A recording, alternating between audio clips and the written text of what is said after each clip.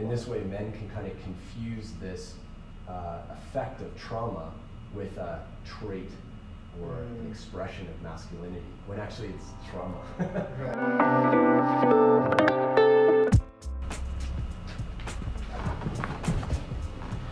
Welcome, Leland, and welcome all those watching. Our guest today is Leland Maerz. He is a counselor at Dalhousie Student Health and Wellness Center. Leland also works part-time as a counseling therapist for Bridges Institute, which offers support for those affected by gender-based violence and intimate partner violence. Leland also works with men, women, and queer folks who have harmed others or have been harmed by others. He is also interested in how gender trauma and mental health affects people's paths to justice and repairing the harms of abuse and violence. Welcome, Leland. Thanks, Jack. It's nice to be here. Yeah, thank you for coming. Let's start from the beginning. What is masculinity and how does it affect the way that men interact with the world around them? And I'd like to just preface, when we're talking about men, we're just talking about like people who identify as men or as cisgender men. Thanks, yeah. Well, typically masculinity is defined as the ideas, traits, roles, and behaviors associated with the male gender, and often heavily influence the way men relate to themselves and other people. So, for example, cis men are more statistically likely to behave in ways that conform with what is typically defined as masculinity. Yet, it's pretty important to note right away that ideas about masculinity are never really completely fixed. They don't need to define or foreclose what it means to identify as a male, or any gender for that matter. For example, many men express themselves or behave in ways that aren't typically thought of as masculine. They might behave or act in ways that are thought of as feminine, or in ways that might be considered gender non-conforming. All right, so masculinity in its essence is thought of as this rigid sort of set of rules, but it's not really. It's more fluid, right? I think that's really one of the points I want to make today, is that, masculinity is kind of a negotiated concept, really. And, now we hear a lot about toxic masculinity, and I think of that as simply when ideas about masculinity become stereotypes that are taken up and in rigid ways and performed in ways that cause harm. For example, if masculinity becomes about having the expectation of never making mistakes, or dominating others, or never asking for help, then the men who perform or live out those ideas could cause harm to themselves or to other people. What that does is those ideas can then essentialize a person or a man, and maybe they feel like they don't need emotions anymore. There's all kinds of stereotypes about men that can be harmful. Right. So the traditional expression of masculinity as this man's man, it's not inherently toxic in its essence, but but without the proper negotiation, it can become harmful. Well, a good example, maybe use my own life. I grew up hearing this phrase from my dad all the time, what are you, a man or a mouse?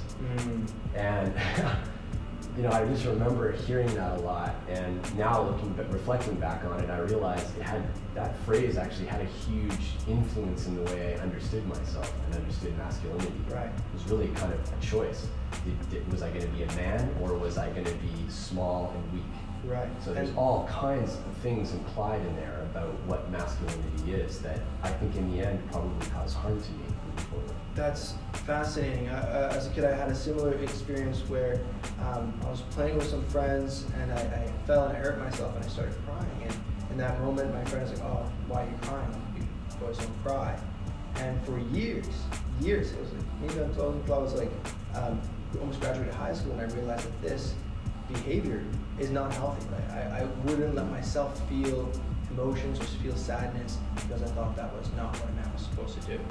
It's interesting how such a small event can have such a big impact down the line. It's incredible. Yeah. Incredible. So I don't think ideas about gender have to dictate how men think, feel, and behave towards themselves and others. I'm fond of saying that people, and men especially, need to be in a critical relationship with gender in ways that express or help them express their values. So it's sort of like a back and forth within yourself. That's right. Gender can be a way to express one's desires, values, goals. It doesn't have to be imposing a particular set of rules that need to be followed. That's right. That's right. We know, like, for example, that men are more statistically likely than women to be violent. That's true. This doesn't mean that violence is masculine or an essential trait of being male. So, for men to take responsibility for the harms they perpetrate, the causes of that violence need to be assessed in the context of a person's individual life. When we're in like a critical relationship with gender, we don't have to conform to ideas about gender that erode our own health and our own well-being. Right. So back to your idea of it being negotiated. Yeah. So we want to encourage individuals to express themselves in ways that are unique to them and not to some sort of social expectation, social standard. Yeah, it's amazing when I sometimes work in groups with men, and when we begin talking about, for example, what is generally thought of as being okay for guys to talk about, and we write all those ideas up, guys look at it and they immediately recognize that A, it's quite limiting, and B, they're just ideas. Right. They're not. It's not an essential part of necessarily who they are. That they only talk about sports or sex. Yeah. And they have all kinds of other things that they would probably want to talk about for whatever reason they don't with their friends, their male friends. And that sort of limitation would definitely influence or negatively affect the person's mental health. So I kind of want to shift this into talking about masculinity and mental health. We can talk about that a little bit. I'd love to talk about that. I think too that like men are kind of onto this a little bit already. So like what I just described in that group that I was just talking about, a lot of men now push back on that. A lot of men know immediately that these stereotypes about masculinity don't apply to them or others. That doesn't mean that they're not powerful still and influential. And it doesn't mean that they don't impact a person's mental health. So let me just start by saying I think that one's ideas about gender, whether they agree with them or not, can have effects on one's mental health. And then conversely, one's mental health can affect one's ideas and experience of gender. So it kind of works both ways. I've noticed now, I think it's been about a decade that I've been working as a therapist, that the effects of past trauma can really impact a person's relationship with gender and consequently their mental health.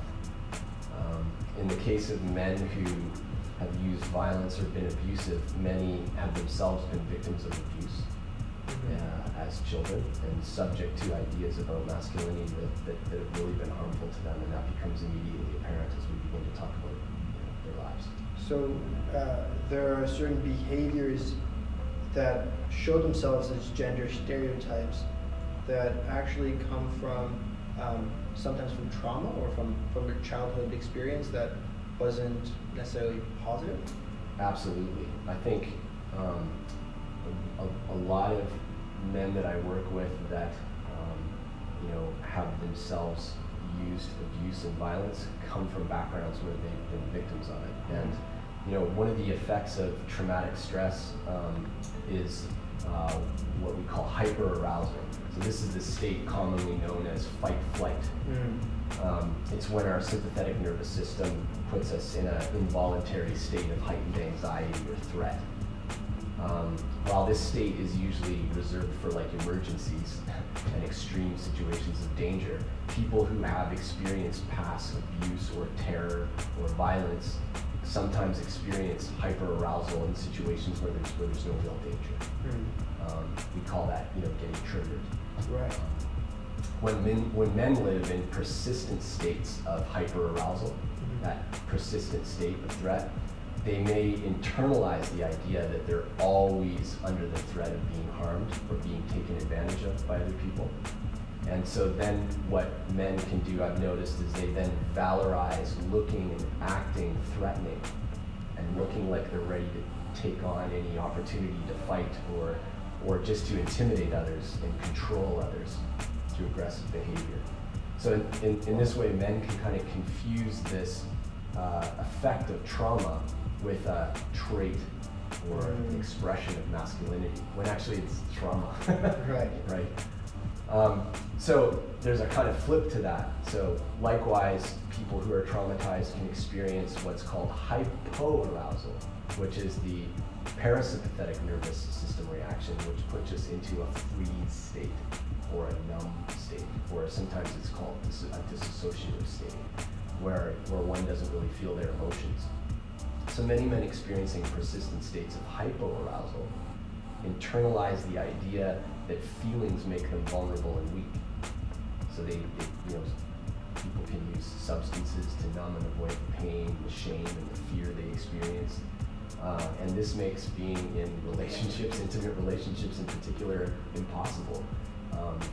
Men become incapable of connecting with others emotionally, or at least they find it very difficult, and slowly their mental health erodes as a result. Wow. So a lot of the behavior that we see as harmful, or individuals that do harm, tend to be harmed as well, and they're reacting in ways that are unhealthy. Yeah, I wouldn't make a hard and fast rule on that. Okay. I think, in my experience, toxic masculinity in many cases is colluding with the effects of trauma, but not all men who use violence, abuse, or express toxic masculinity are traumatized. That's, not all men are traumatized like that. But one can definitely see, at least I see, that the influence of trauma on gender contribute in many cases to men's harmful relationships with themselves and with other people. So whether men are traumatized or not, the effects of trauma on our understanding, on men's understanding of gender, can still have an impact. Right. So they don't, you can't explain toxic behavior only by trauma. It's sometimes a contributing factor, and the trauma doesn't necessarily have to be occur to them. It could be sort of taught to them by people in their community or in their environment. Yeah, that's right. I mean, we could probably think of some examples of this. If you are living in a really dangerous place where there's a lot of violence, or like a war-torn environment, you can imagine how just that environment and the trauma that it's instilled in people is affecting even people who aren't traumatized. Generations down, or even within the community where folks aren't really directly traumatized. Mm-hmm. So yeah. Many of the men I work with aren't aware that they're traumatized. This is also what's kind of sad and dangerous. They don't consider themselves to be victims or perpetrators of abuse, even if their own descriptions indicate that they clearly are. That they've been physically abused by their fathers or their mothers, or by strangers, or bullied a lot as kids.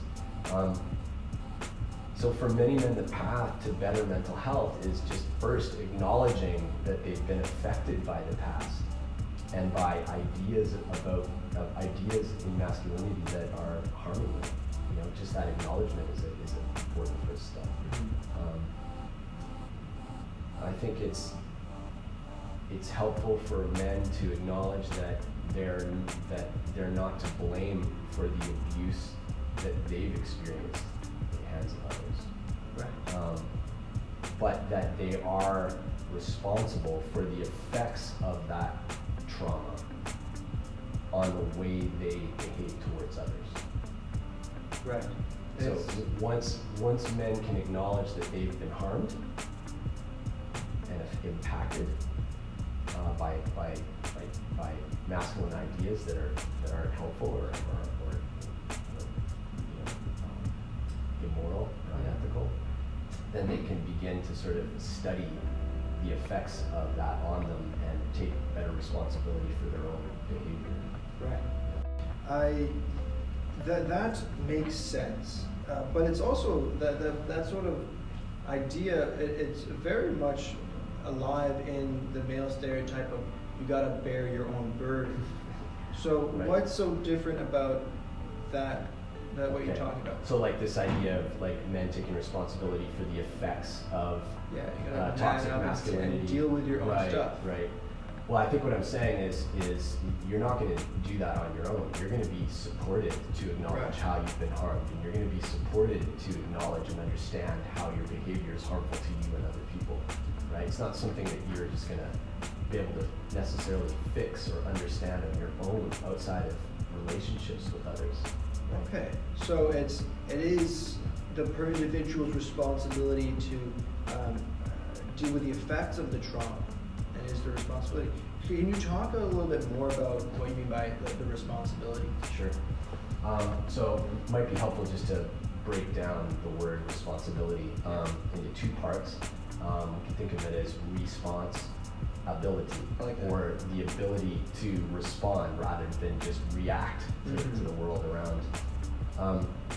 I think it's also helpful to distinguish between blame and responsibility again, right? So to be response-able or able to respond is not necessarily to be to blame.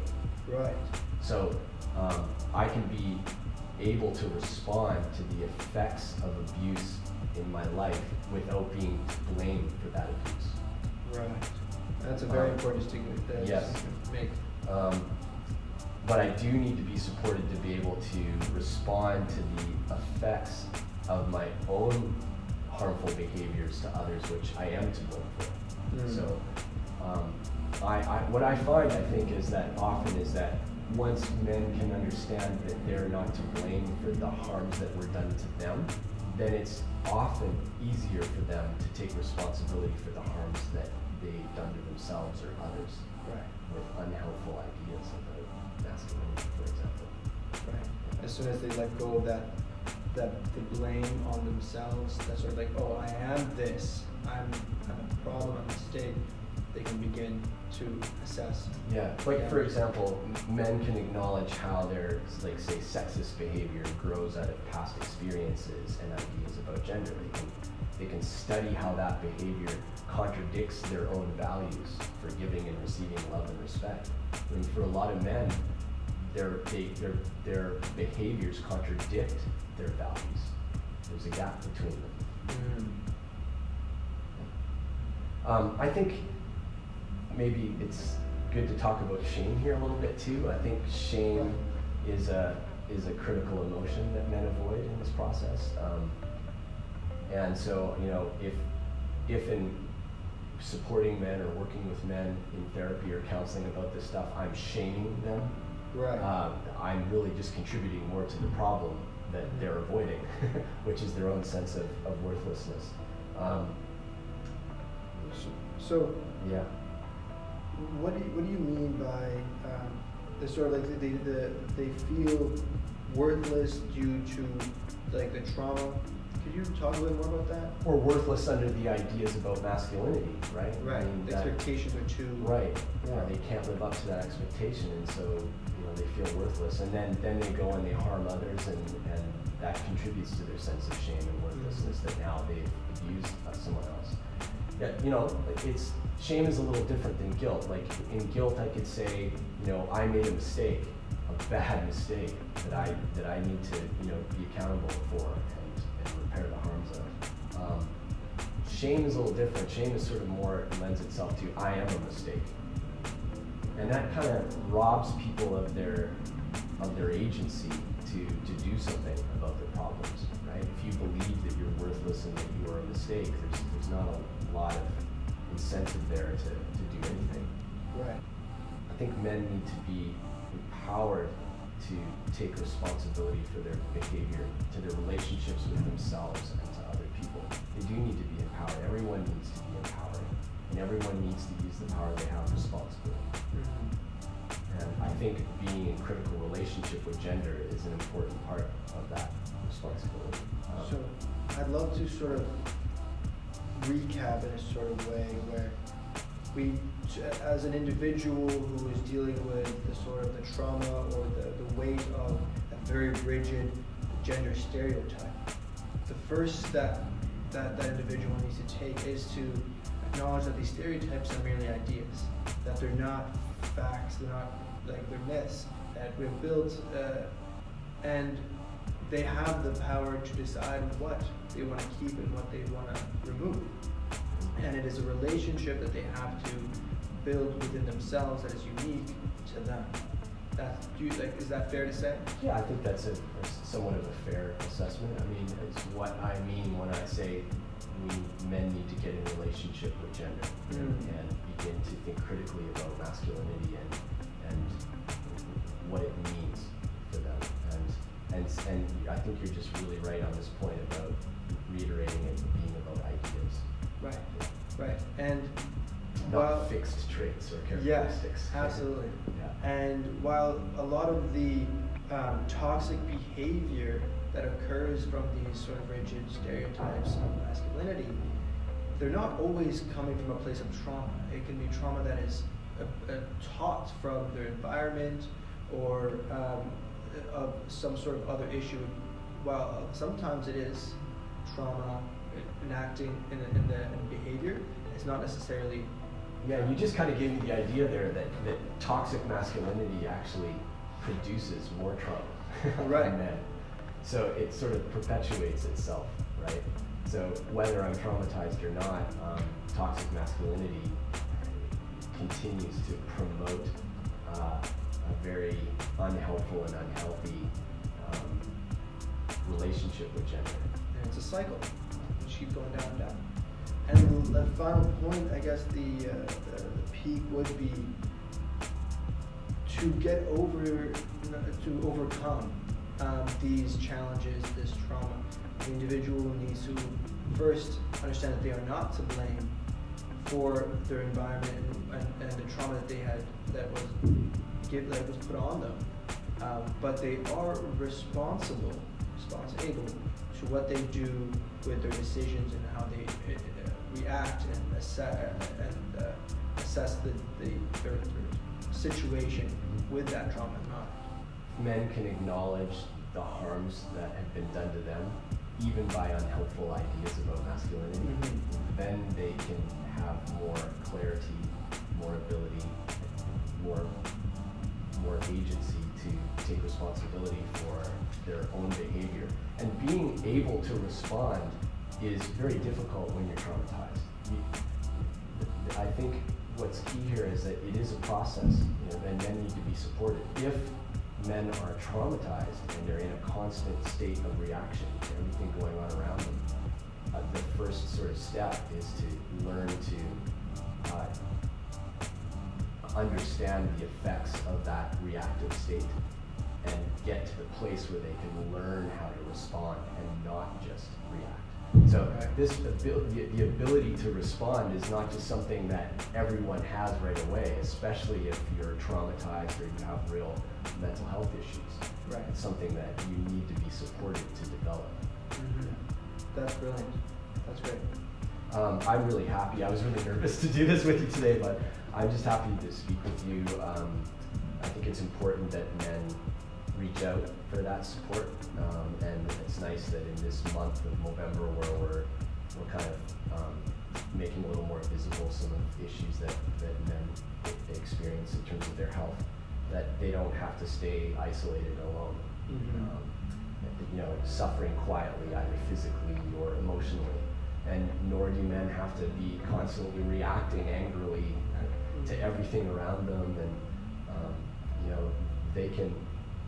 they don't have to hold on to that anger. They can get supported to understand what's important to them and live out their values in a lot more of a respectful way.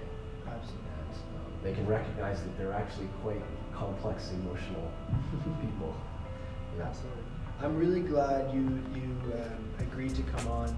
I was nervous as well. These conversations are difficult because we're not just offering advice, we're deconstructing a very complex or well agreed upon social structure that is harming people all over the world.